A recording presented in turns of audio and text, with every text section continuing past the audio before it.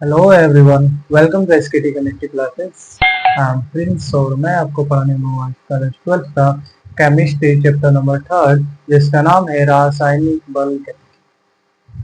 जैसे इसमें हमको नाम से ही समझ में आ रहा है, रासायनिक मतलब केमिकल्स रिएक्शन होंगे और उनके गति के बारे में पढ़ेंगे। बल गति की मतलब उसका होता है गतिज ऊर्जा से रिलेटेड उसकी गति क्या होगी, उसके बारे में हम पढ़ेंगे। अब हम देख रहे हैं कि सबसे पहले ये देखेंगे कि रासायनिक बल गतिकी होता क्या है। रासायनिक बल गतिकी के अंदर अध्ययन किसका किसका किया जाता है। तो सबसे पहले हम इन दो पॉइंट्स पे चर्चाएं करेंगे, फिर उसके बाद अपनी क्लास को आगे की ओर लेकर चलेंगे। तो सबसे पहले हम स्टार्ट करते हैं रासायनिक बल गतिकी से। अब देखते हैं हम, ये है रासायनिक बल गतिकी, हमारे क्लास 12 के केमिस्ट्री का चैप्टर नंबर है 3। अब इसमें हम सबसे पहले देखेंगे कि रासायनिक बल गतिकी का मतलब क्या है और इसके अंतर्गत हम किसके किसके कौन कौन से पॉइंट्स का अध्ययन करेंगे, टॉपिक्स का अध्ययन किया जाएगा। चलिए, तो सबसे पहले रासायनिक बल गतिकी में हम अभिक्रिया की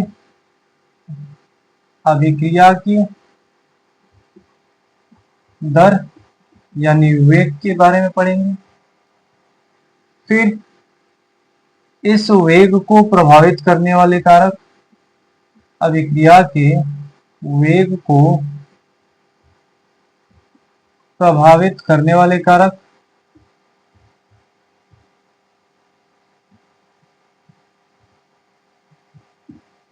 इसके बारे में अध्ययन करेंगे। और लास्ट जिसमें हम अभिक्रिया के क्रिया विधि का अध्ययन करेंगे, क्रिया विधि का अध्ययन करेंगे। अर्थात कहने का मतलब ये है कि रसायन विज्ञान की वह शाखा जिसके अंतर्गत अभिक्रिया की दर यानी वेग, अभिक्रिया को प्रभावित करने वाले कारक और अभिक्रिया के क्रियाविधि का अध्ययन करते हैं, उसे हम बोलते हैं रासायनिक बल गतिकी। क्लियर हो गया? इतनी बात नहीं हुई होगी, चलिए हो जाएगा। हमारे साथ ऐसे ही बने रहिए, उसके बाद तो आपको क्लियर कराना हमारी जिम्मेवारी है। तो सबसे पहले हम एक एक करके तीनों पॉइंट्स को क्लियर करेंगे। जैसे हमारा पहला पॉइंट्स क्या है, अभिक्रिया की दर या वेग। अभिक्रिया की दर या वेग होता क्या है। फिर दूसरी बात में देखेंगे कि हम वेग को प्रभावित करने वाले कारक कौन कौन से हैं। फिर उसके बाद देखेंगे हम मैकेनिज्म को, अभिक्रिया की क्रियाविधि को स्टेप बाय स्टेप हम समझते चलेंगे। तो सबसे पहले हम हेडिंग लगाएंगे अभिक्रिया की दर या वेग। यहाँ पे हम हेडिंग लगाएंगे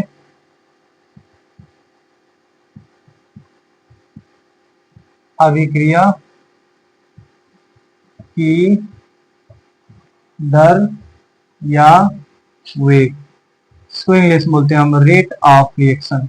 रेट ऑफ रिएक्शन मतलब अभिक्रिया के कंप्लीट होने का दर क्या है, यही कहलाता है अभिक्रिया का वेग या दर। मतलब अभिक्रिया किस प्रकार से हो रही है, उसका स्पीड क्या है। तो अभिक्रिया का स्पीड ही तो वेग कहलाएगा या दर कहलाएगा, तो उसी के बारे में हम देखेंगे। चलिए, हम देखेंगे जैसे हम लोग फिजिक्स में वेग का फॉर्मूला क्या पढ़ते हैं, एकांक समय में स्थिति परिवर्तन की दर या बोलते हैं हम विस्थापन परिवर्तन की दर। विस्थापन परिवर्तन की दर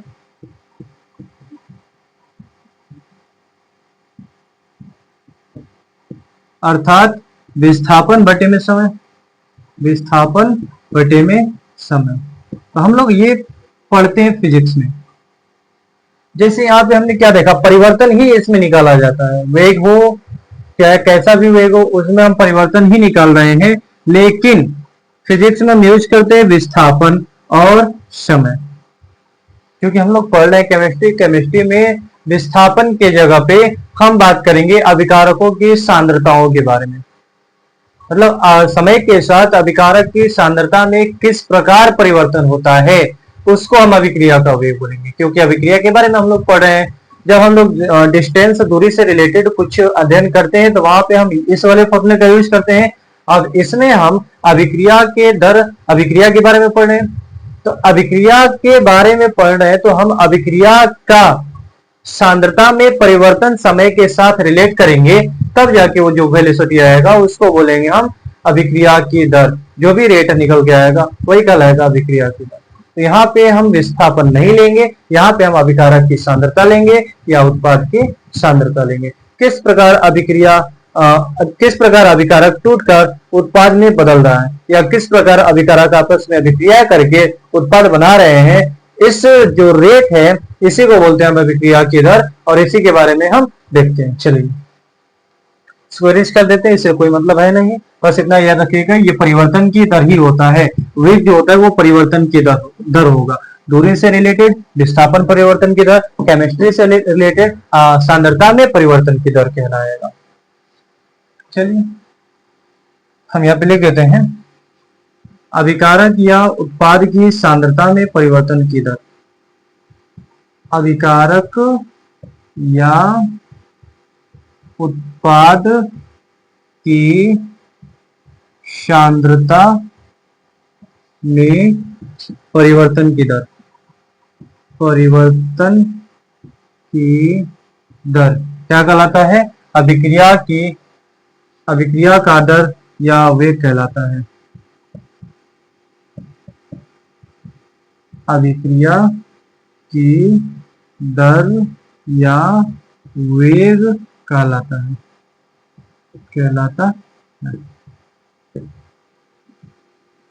तो ये हमने देखा परिभाषा अभिक्रिया की दर या वेग का। अब इस परिभाषा से हम फॉर्मूला निकालते हैं।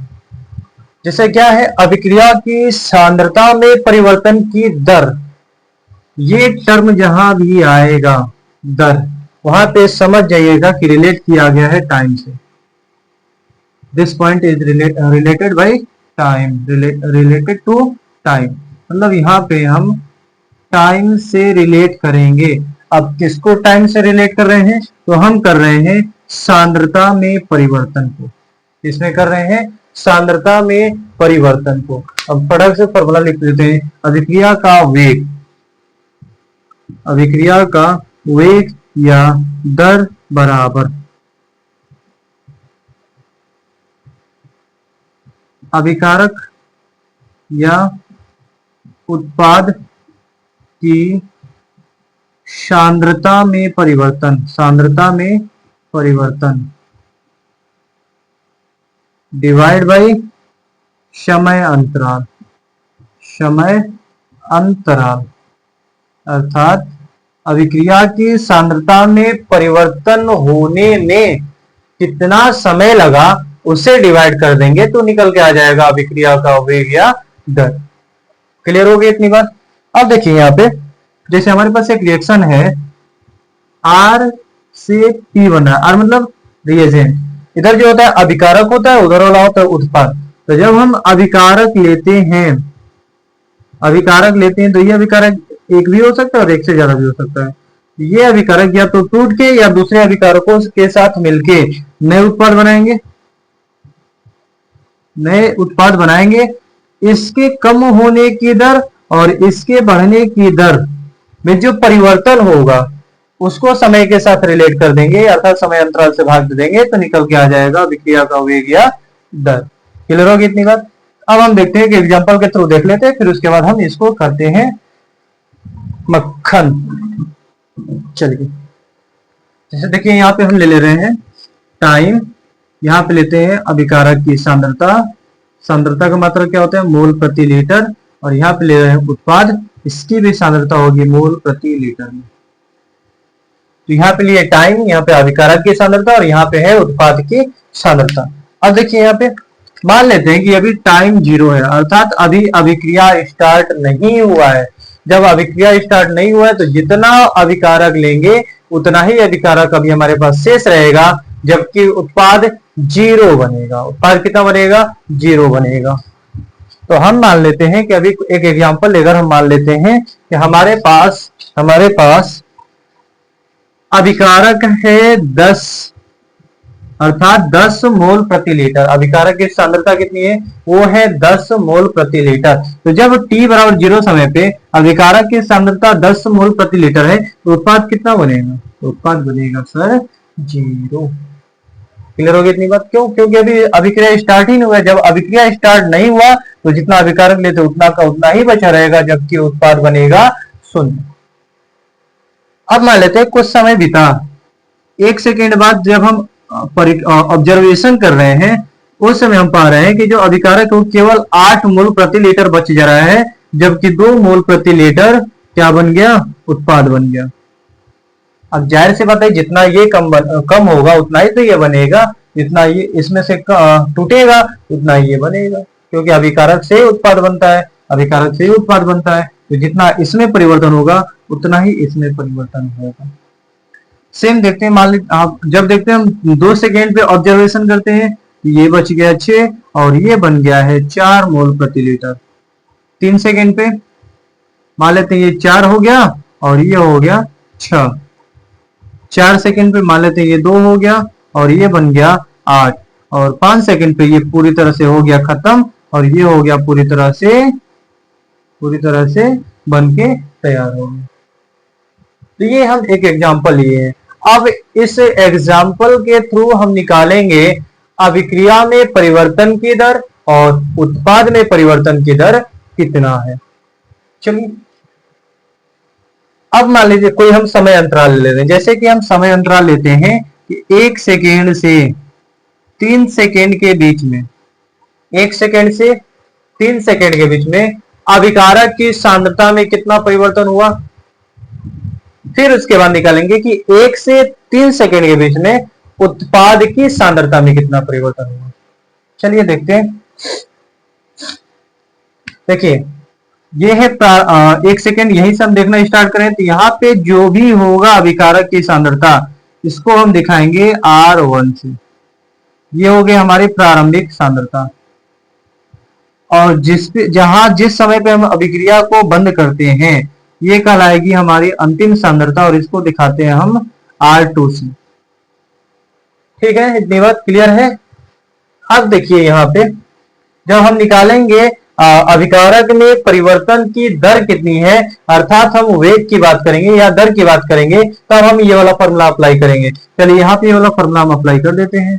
यहाँ पे लिखते हैं अभिक्रिया की वेग या दर बराबर, ऊपर क्या अभिकारक या उत्पाद की सांद्रता में परिवर्तन। सांद्रता में परिवर्तन कैसे निकालते हैं? अंतिम सांद्रता माइनस का प्रारंभिक सांद्रता, अंतिम सांद्रता माइनस का प्रारंभिक सांद्रता। अब यहाँ पे देखिए अंतिम सांद्रता क्या है? अंतिम सांद्रता है R2, तो यहाँ पे लिखेंगे हम R2 माइनस प्रारंभिक सांद्रता कितनी है? वो है R1। प्रारंभिक सांद्रता है R1। अब समय अंतराल कितना हुआ? तो अंतिम समय में से प्रारंभिक समय, मतलब जहां पे बंद करते हैं वो वाला टाइम माइनस, उसको हम दिखा देंगे T2 से, और प्रारंभिक समय जहां से हम स्टार्ट करते हैं ऑब्जर्वेशन करना उसको दिखाते हैं हम T1 से। अब एक एक करके हम मान रखते हैं। R2 का मान कितना रखेंगे? R2 का मान रखेंगे हम 4, यहाँ पे रख देते हैं 4 माइनस R1 का मान कितना रखेंगे? तो R1 का मान रखेंगे हम 8, तो यहाँ पे रखेंगे हम 8 डिवाइड बाई T2 का मान है 3 और माइनस T1 का मान है 1। कितना आएगा? तो ये आएगा माइनस का 4/2 अर्थात माइनस का 2 यूनिट। अब इसका मात्रा कुछ भी हो सकता है, मात्रा के बारे में आगे चर्चा करेंगे हम। अभी फिलहाल हम देख रहे हैं जो क्वांटिटी आया वो कितना आया? माइनस का 2 आया। ये क्या है? माइनस का चिन्ह क्यों आ गया इसमें? तो माइनस का चिन्ह इसलिए आया क्योंकि हम क्या देख रहे हैं, समय जैसे जैसे बढ़ रहा है वैसे वैसे अभिकारक की सांद्रता भी कम हो रही है। अब इसी कमी को हम माइनस के द्वारा यहाँ पे देख पा रहे हैं कि माइनस आने का मतलब केवल ये प्रदर्शित करता है कि समय के साथ अभिकारक की सांद्रता में कमी हो रही है। क्लियर हो गई इतनी बात? चलिए, तो ये तो हो गया अभिकारक के लिए। क्या हम ये उत्पाद के लिए भी निकाल सकते हैं? तो हाँ, जरूर निकाल सकते हैं। अब जहां जिस समय पे स्टार्ट करते हैं वहां पे जो उत्पाद की सांद्रता होगी उसको हम मान लेते हैं P1, यहाँ पे मान लेते हैं हम P1। वैसे ही यहाँ पे जहां पे बंद करते हैं हम यहाँ पे अभिकारक की सांद्रता मान लेते हैं, ये हो गया P2, ये माइनस नहीं है, डैश लगा है, इससे कंफ्यूजन मत रहिएगा। अभिकारक की सांद्रता प्रारंभ में उत्पाद की सांद्रता P1 और अंत में उत्पाद की सांद्रता हो गई P2। अब इसके लिए जब हम निकालेंगे अभिक्रिया का वेग यहाँ पे निकाल लेते हैं, यहाँ पे जगह खाली है। चलिए इसके लिए भी जब हम दर निकालेंगे तो दर का फॉर्मूला तो सेम ही होगा ना। क्या होगा? अंतिम सांद्रता अर्थात P2 माइनस प्रारंभिक सांद्रता अर्थात P1 बटे में होगा T2 माइनस का T1। अब देखिए अंतिम सांद्रता है कितनी? अंतिम सांद्रता है 6, अंतिम सांद्रता है 6 माइनस प्रारंभिक सांद्रता कितनी है? वो है 2 डिवाइड बाई 3 माइनस का 1, ये आ जाएगा 4/2 यानी प्लस का 2 यूनिट। अब यहाँ पे हम देख रहे हैं कि इसका जो दर निकल गया वो प्लस में आया है। तो प्लस में आने का मतलब केवल इतनी सी बात है कि जैसे जैसे समय में इंक्रीज हो रहा है वैसे वैसे उत्पाद की सांद्रता भी इंक्रीज हो रहा है, अर्थात जैसे जैसे समय बढ़ रहा है वैसे वैसे उत्पाद की सांद्रता बढ़ रही है, अभिकारक की सांद्रता कम हो रही है। कम होगा तो माइनस चिन्ह आएगा, बढ़ेगा तो प्लस का चिन्ह आएगा, जो हम यहाँ पे देख सकते हैं। लेकिन एक चीज दोनों में कॉमन है, वो क्या? वो इन दोनों का परिमाण इसमें भी 2 आया था, परिमाण इसमें भी 2 आया था। इसका मतलब क्या होगा? जिस प्रकार परिवर्तन अभिकारक में होगा उसी प्रकार का परिवर्तन उत्पाद में भी देखने को मिलता है। क्लियर हो गई इतनी बात? चलिए फटाफट हम फॉर्मूला देख लिए। तो एग्जांपल के थ्रू हमने देख लिया किस प्रकार अभिक्रिया की दर या वेग को निकाला जाता है। अब यहां से हम फॉर्मूला लिख सकते हैं। चलिए अब यहाँ आगे देखते हैं हम। जैसे यहाँ पे हम देख सकते हैं ये वाला फॉर्मूला भी हम यूज कर सकते हैं, ये वाला भी फॉर्मूला हम यूज कर सकते हैं। तो हम यहाँ पे फॉर्मूला यूज कर लेंगे, कोई दिक्कत परेशानी की बात है नहीं। इसको नोट कीजिए, फिर उसके बाद करते हैं इसको। चलिए आई होप आपको समझ में आ गया होगा इस क्वेश्चन के थ्रू, आपको टॉपिक का फिर कुछ आ गया होगा। चलिए फिर आगे हम देखते हैं इस अभिक्रिया का फॉर्मूला हम कैसे फाइंड आउट करेंगे।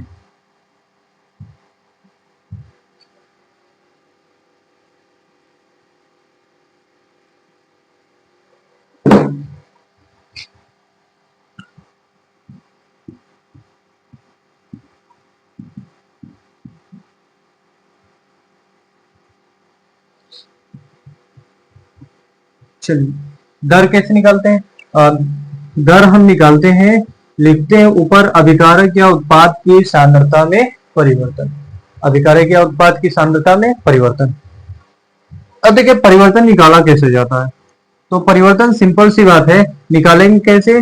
अंतिम सांद्रता, यदि अभिकारक के टर्म देखें, अंतिम सांद्रता माइनस का प्रारंभिक सांद्रता डिवाइड बाई समय अंतराल T2 माइनस का T1। या अगर हम निकालना चाहें उत्पाद के टर्म में अभिक्रिया का दर, तो वो क्या होगा? उत्पाद की अंतिम सांद्रता माइनस उत्पाद की प्रारंभिक सांद्रता डिवाइड बाई समय अंतराल T2 माइनस का T1। क्लियर हो गई इतनी बात? अब देखिए सांद्रता में परिवर्तन को हम निकालते कैसे? सांद्रता में परिवर्तन को हम दिखा सकते हैं डेल्टा से। क्या हम इसको ऐसे लिख सकते हैं? Delta R divide by delta T, या इसको हम लिख सकते हैं ऐसे डेल्टा पी बटे में डेल्टा टी। लिख सकते हैं? तो बिल्कुल लिख सकते हैं, लेकिन एक बात देखिए, जब हम एग्जाम्पल के थ्रू देखे थे तो ये माइनस में आया था और ये प्लस में आया था। तो अब ये माइनस में और ये प्लस में, क्या माइनस और प्लस आपस में कभी बराबर होंगे? नहीं होंगे, क्योंकि कभी -2 और प्लस का 2 आपस में बराबर तो होंगे नहीं। तो क्या करेंगे? इस माइनस को भी प्लस बनाने के लिए एक एक्स्ट्रा माइनस हम लगा देते हैं, ताकि ये माइनस और माइनस मिलकर प्लस हो जाए, जो प्लस के बराबर हो जाए। तो जब ये परिवर्तन की दर निकालते हैं अभिकारक के टर्म में, तो एक एक्स्ट्रा माइनस यहाँ पे हम जरूर लगाते हैं, ताकि दोनों की सांद्रता बराबर हो जाए, उनका क्वांटिटी भी आपस में बराबर हो जाए। चलिए, क्लियर हो गई इतनी बात। तो हम यहाँ पे फॉर्मूला क्या देखेंगे दर का, तो दर बराबर क्या हो जाएगा, माइनस का डेल्टा आर अपन डेल्टा टी बराबर माइनस प्लस का डेल्टा पी अपन डेल्टा टी। यहाँ पे माइनस क्यों लगा है, क्योंकि जब हम निकाल रहे थे अभिक्रिया के दर तो वहां पे एक माइनस आ रहा था, इस माइनस को हटाने के लिए एक एक्स्ट्रा माइनस लगाते हैं हम। ये कुछ अलग शो नहीं कर रहा है, ये बस शो कर रहा है कि समय के साथ अभिकारक की सांद्रता में कमी होती है, और ये प्लस का दिखा रहा है चिन्ह में कि समय के साथ उत्पाद की सांद्रता में वृद्धि होती है। और इसमें जो माइनस आ रहा है, इसी माइनस को हटाने के लिए हम एक एक्स्ट्रा माइनस को ऐड कर देते हैं ताकि दोनों की सांद्रता बराबर हो जाए पूरी तरह से। क्वांटिटी तो दोनों का बराबर होता है, बस एक समय के साथ घट रहा था तो माइनस लग गया था, एक बढ़ रहा था तो प्लस लग गया था, उसी माइनस को हटाने के लिए एक एक्स्ट्रा माइनस हम लगा देते हैं। तो ये हो गई अभिक्रिया की दर का फॉर्मूला।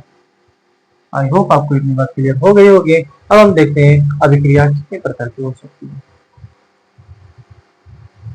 अभिक्रिया के प्रकार के बारे में अब देखते हैं हम कि अभिक्रिया कितने प्रकार की हो सकती है। अब यहाँ पे हम देखेंगे अभिक्रिया जो होती है मुख्य रूप से दो प्रकार की होती है। एक वो अभिक्रिया की दर जिसमें हम बड़े समय अंतराल में हम ऑब्जर्वेशन करते हैं, और तब उसको बोलते हैं हम अभिक्रिया की दर औसत वेग। क्या बोलते हैं उसको, औसत वेग। लेकिन जब हम अति सूक्ष्म समय अंतराल के बारे में बात करते हैं, बहुत ही कम समय, लगभग कुछ माइक्रो सेकेंड या मिली सेकेंड, इतने छोटे समय के बारे में बात करते हैं, तब वहां पे हम यूज करते हैं तात्क्षणिक वेग। तो यहां से हम देखेंगे अभिक्रिया दो प्रकार की होगी, अभिक्रिया का वेग दो प्रकार का होगा। आप नोट कर लीजिए ताकि इसको हम इरेज कर दें।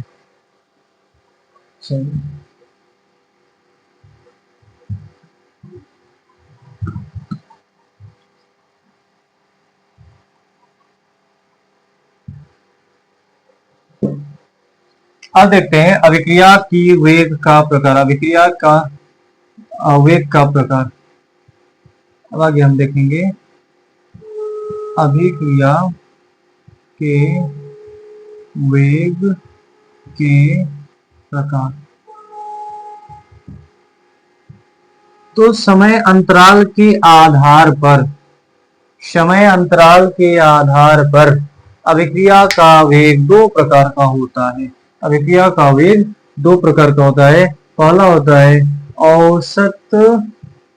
औसत वेग, और दूसरा होता है तात्क्षणिक वेग।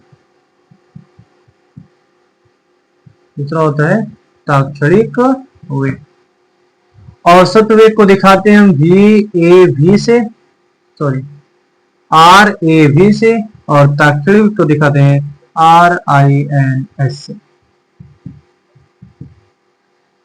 अब इसमें एक बात गौर करने वाली ये है कि जब हम औसत वेग की गणना करते हैं तो इसमें भी आएगा सांद्रता में परिवर्तन बटे में समय अंतराल, और जब तात्क्षणिक वेग निकालेंगे तब भी आएगा सांद्रता में परिवर्तन बटे में समय अंतराल। सांद्रता में परिवर्तन तो सेम होगा, लेकिन समय अंतराल पे डिपेंड करेगा समय कितना ले रहे हैं। कुछ ज्यादा अंतराल लेंगे, कुछ ज्यादा गैपिंग होगी समय में, तो वहां पे लेंगे औसत वेग, पर अति अल्प समय की बात करते हैं हम, वहां पे हम लेते हैं तात्क्षणिक वेग। यहाँ पे क्या होगा, बड़े समय की बात होगी, बड़े समय अंतराल आएगा। बड़े समय अंतराल में जब हम अभिक्रिया का दर निकालेंगे, वो अभिक्रिया की दर कहलाएगा औसत दर या औसत वेग। अर्थात कहने का मतलब ये, यहाँ पे डेल्टा टी की बात होगी। ये जो डेल्टा होता है ये बड़े परिवर्तन को बताता है। ये डेल्टा किसको बताता है, ये परिवर्तन बताता है बिग चेंजेस, अर्थात बड़े परिवर्तन के बारे में दिखाना है। जहाँ पे बड़ा परिवर्तन होता है, बड़ा चेंजेस होता है, वहां पे हम लगाते हैं डेल्टा। लेकिन इसमें क्या होता है, इसमें जब हम अति अल्प समय अंतराल की बात करते हैं, अति अल्प समय अंतराल की बात करते हैं, तब हम यहाँ पे लगाते हैं ये वाला डी। इस वाले डी को आपने मैथमेटिक्स में देखा ही होगा, जिसमें हम बोलते हैं अवकलन। अवकलन में यूज करते थे, वहां पे डी का यूज करते थे। इसका मतलब होता है छोटे, small changes, very small changes, very small changes. जहां पे बहुत ही कम परिवर्तन होगा वहां पे हम यूज करेंगे इसका, क्योंकि समय कम है तो परिवर्तन भी कम होगा, और यहाँ पे समय ज्यादा है मतलब परिवर्तन ज्यादा होगा। जब ज्यादा परिवर्तन की बात करेंगे औसत वेग आएगा। कम समय अंतराल अर्थात वेरी स्मॉल चेंजेस के बारे में बात करेंगे तो वहां पे आएगा तात्कालिक वेग। अब एक एक करके दोनों के बारे में हम स्टडी करते हैं। सबसे पहले हम देखेंगे औसत वेग के बारे में। अब हम चेक करते हैं औसत वेग क्या होता है। औसत वेग क्या है, तो ये देखेंगे हम। बड़े समय अंतराल में अभिकारक या उत्पाद की सांद्रता में परिवर्तन औसत वेग कहलाता है। बड़े समय अंतराल में, समझने के लिए हम लिख सकते हैं बहुत ही आसान शब्दों में एकदम। बड़े समय अंतराल में, बड़े समय अंतराल में अभिकारक या उत्पाद की सांद्रता में परिवर्तन की दर, अभिकारक या उत्पाद की सांद्रता में परिवर्तन की दर, परिवर्तन की दर क्या कहलाता है, वो कहलाता है हमारा औसत वेग, वो कहलाता है औसत वेग। आई होप आपको ये बात क्लियर हो गई होगी। अब हम चलते हैं इसके फॉर्मूले के बारे में और फटाक से कवर कर लेते हैं इसको। चलिए अब औसत वेग को दिखाते हैं हम आर एवी से, एवरेज रेट। अब यहाँ पे हम लिखेंगे बड़ा परिवर्तन को किसे दिखाते हैं, डेल्टा से। लिखेंगे अभिकारक की सांद्रता में परिवर्तन बटे में समय अंतराल, और ये बराबर होता है उत्पाद की सांद्रता में परिवर्तन बटे में समय अंतराल, जिसको हम पहले देख चुके हैं। अब क्या करते हैं, इसमें माइनस आता था इसलिए उस माइनस को हटाने के लिए एक एक्स्ट्रा माइनस हम अलग से लगा देते हैं। ये जो फॉर्मूला निकल के आया, ये फॉर्मूला है औसत वेग का, ये फॉर्मूला है औसत वेग का। क्लियर हो गई इतनी बात। इसको हम ऐसे भी तो लिख सकते हैं, जहां डेल्टा आर बराबर क्या है, R2 माइनस का R1, और जहां डेल्टा P है उसके जगह पे लिख सकते हैं हम P2 माइनस का P1। क्लियर हो गई इतनी बात। अब हम देखते हैं तात्कालिक वेग के बारे में। What is instantaneous velocity, clear करें। यहाँ पे बस चेंज ज्यादा कुछ करना नहीं है, बस यहाँ पे कर देंगे अति अल्प समय अंतराल में अभिकारक या उत्पाद की सांद्रता में परिवर्तन क्या कहलाता है, तात्कालिक वेग कहलाता है। इसको नोट कर लीजिए, फिर इसी को इरेस्ट करके इसी में थोड़ा सा चेंजेस हम कर देते हैं। चलिए यहाँ पे हम चेंजेस करेंगे, अति अल्प समय अंतराल में अभिकारक या उत्पाद की सांद्रता में परिवर्तन की दर औसत तात्कालिक वेग कहलाता है। इसको भी टेस्ट कर ही देते हैं, इससे तो कोई। चलिए यहाँ पे ऐड करेंगे केवल अति अल्प समय अंतराल में, अति अल्प समय अंतराल में अभिकारक या उत्पाद की सांद्रता में परिवर्तन की दर, परिवर्तन की दर क्या कहलाता है, वो कहलाता है तात्कालिक वेग, तात्कालिक वेग कहलाता है, तात्कालिक वेग कहलाता है। अब तात्कालिक वेग को दिखाते कैसे हैं, RIN ऐसे दिखाते हैं, और ये किसके बराबर होगा, ये बराबर होगा माइनस का dr upon dt equal to dt upon dt। ये हो गया तात्कालिक वेग का फॉर्मूला, तात्कालिक वेग का फॉर्मूला। अब चलिए इसको भी एक एग्जांपल के थ्रू समझ लेते हैं, तो उसके बाद हो जाएगा हमारा डाउट फिनिश। चलिए एक एग्जांपल लेते हैं, छोटा सा प्यारा सा एग्जांपल लेते हैं, फिर उसके बाद इसको भी कर देते हैं हम खल्लास। देश कर दें।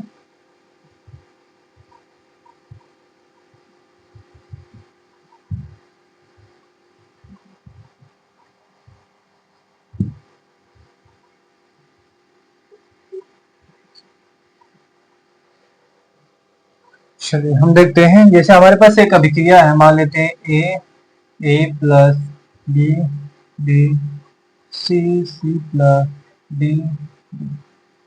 चलिए यहाँ पे एक अभिक्रिया है जिसमें हम देख रहे हैं ए और बी क्या है, ये हैं अभिकारक, ये है अभिकारक। वैसे ही यहाँ पे इस कैपिटल लेटर सी और कैपिटल लेटर डी क्या है, तो ये है उत्पाद। ये हो गया रिएक्टेंट और ये हो गया प्रोडक्ट।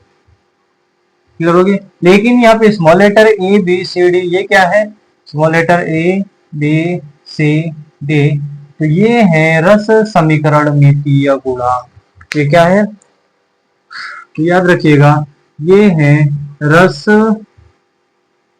समीकरण मितीय गुणांक, रस समीकरण मितीय गुणांक।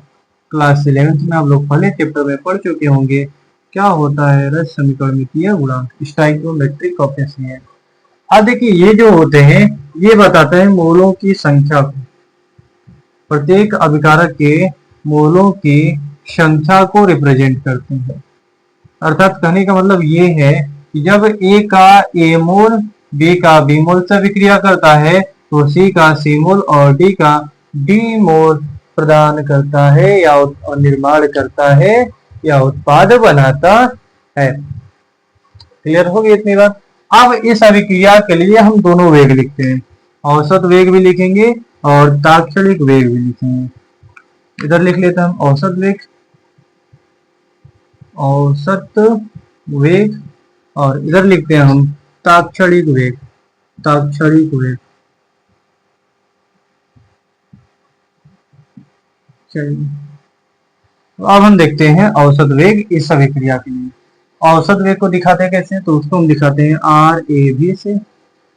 अब देखिए क्या होता है, अभिकारक में सांद्रता में परिवर्तन की दर, अभिकारक के सांद्रता में परिवर्तन की दर बराबर होगा उत्पाद में सांद्रता में परिवर्तन की दर। अर्थात या तो हम इसका सांद्रता में परिवर्तन की दर निकालें या इसका निकालें या इसका निकालें या इसका निकालें, हम किसी का भी निकालेंगे सांद्रता में परिवर्तन की दर, तो चारों आपस में बराबर ही आने वाले हैं, क्योंकि जितना परिवर्तन होगा अभिकारक की सांद्रता में सेम परिवर्तन होता है उत्पाद की सांद्रता में। तो यहाँ पे हम चारों को बराबर ही दिखाएंगे, बस एक चीज अंतर करेंगे, अभिकारक में लगेगा एक्स्ट्रा माइनस, उत्पाद में लगेगा प्लस।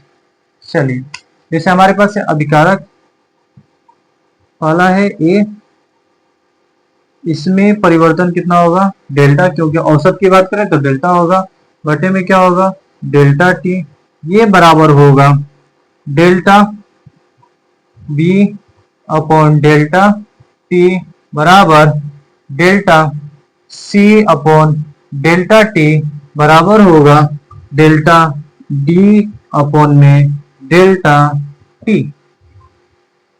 अब देखिए यहाँ पे तो हमने लिख दिया जैसे लिखना था, लेकिन जो रस समीकरण मितीय गुणांक है उनका क्या करेंगे हम, सिंपल सी बात है। यहाँ पे एक बात याद रखिएगा, जो रस समीकरण मितीय गुणांक होते हैं उनका भाग लगा दिया जाता है। का क्या करेंगे हम, भाग लगाएंगे। तो यहाँ पे क्या करेंगे हम, तो ये अभिकारक है तो यहाँ पे लगाएंगे माइनस, और ये भाग लगेगा ए का, माइनस लगेगा, ये भाग लगेगा इसमें बी का, ये तो प्लस है ही, इसमें भाग लगा देंगे हम सी का और इसमें भाग लगा देंगे हम डी का। तो ये हो गया हमारा औसत वेग, औसत वेग। अब देखिए इसमें दो पॉइंट हम लोगों को याद रखना है। पहला का याद रखना है अभिकारक की सांद्रता परिवर्तन में, अभिकारक की सांद्रता परिवर्तन की दर में एक्स्ट्रा माइनस लगाना है। एक्स्ट्रा माइनस लगाना है, इसको भूलना नहीं है। दूसरी बात ये है कि रस समीकरणितीय गुणांक से हम भाग लगा देंगे। रस समीकरणितीय गुणांक से हम भाग लगा देंगे।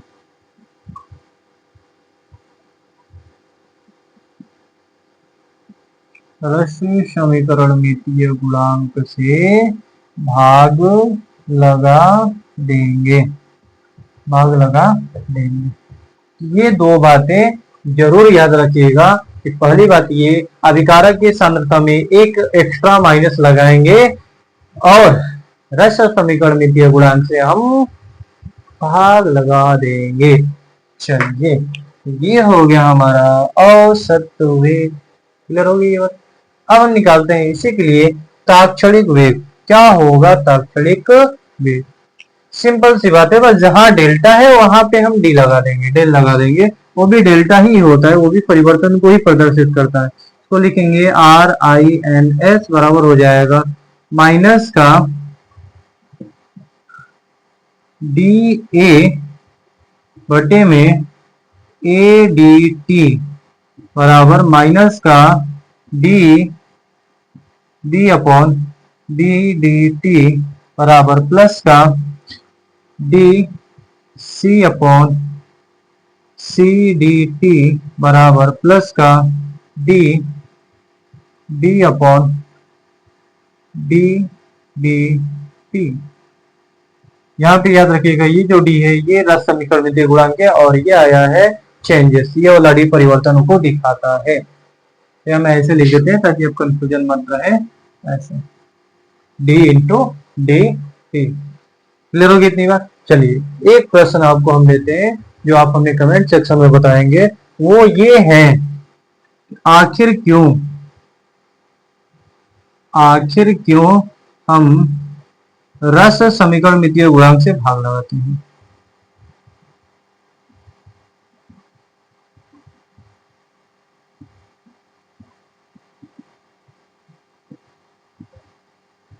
ये प्रश्न आप हमें बताएंगे कमेंट सेक्शन में कि क्यों हम रस समीकरण गुणांक से भाग लगाते हैं। चलिए, आप लोगों को हमें बताना है क्यों हम भाग ही लगा रहे हैं, मल्टीप्लाई क्यों नहीं कर रहे हैं। तो ये बात आपको हमें बताना है। जो भी बताएगा उसके लिए बम्पर पर हमारी तरफ से। तो आई होप आपको इतनी बात समझ में आ गई होगी कि क्या होता है अभिक्रिया का दर अर्थात अभिक्रिया का वेग और वो कितने प्रकार का होता है, इन सब के बारे में हमने देख लिया। तो एक बार रिपीट कर देते हैं, अभिक्रिया का वेग क्या होता है? तो अभिक्रिया का वेग वो होता है कितना सांद्रता में परिवर्तन हुआ और डिवाइड लगा देंगे समय अंतराल से, मतलब सांद्रता में परिवर्तन की दर बटे में समय अंतराल अभिक्रिया का कहलाएगा वेग। और ये वेग होता है दो प्रकार का, एक होता है औसत वेग और एक होता है तात्क्षणिक वेग। जब बड़े समय अंतराल की बात करते हैं तो औसत वेग आएगा और जब अल्प समय अंतराल की बात करते हैं तो वहां पे आएगा तात्क्षणिक वेग। आप देखिए इन दोनों में से बेस्ट कौन है? Who is best? Which is best? तात्क्षणिक वेग RAV औसत वेग या RINS तात्क्षणिक वेग, दोनों में से सबसे बढ़िया कौन है? सबसे अच्छा कौन बताएगा? तो सबसे अच्छा सबसे बढ़िया वेग वो बताएगा जो अति अल्प समय के लिए लिया गया, मतलब तुरंत स्टार्ट हुआ तुरंत बंद कर देंगे, तुरंत ऑब्जर्वेशन होगा। वहां पे जो आएगा वो एकदम रियल वेलोसिटी को बताएगा, रियल रेट को बताएगा। जबकि बड़े समय अंतराल में जब लेते हैं तो रियल रेट को नहीं बता पाता है। अर्थात यहाँ पे हम ये बोलेंगे कि R instantaneous is the better than R average, मतलब औसत वेग से तो अच्छा ही है R तात्क्षणिक, मतलब तात्क्षणिक वेग उससे तो बढ़िया ही। क्लियर होगी इतनी बात? आई होप आपको इतनी बात क्लियर होगी। मिलते हैं फिर अगले क्लास में और हम पढ़ेंगे वेग नियम के बारे में। तब तक के लिए बाय बाय, जय हिंद।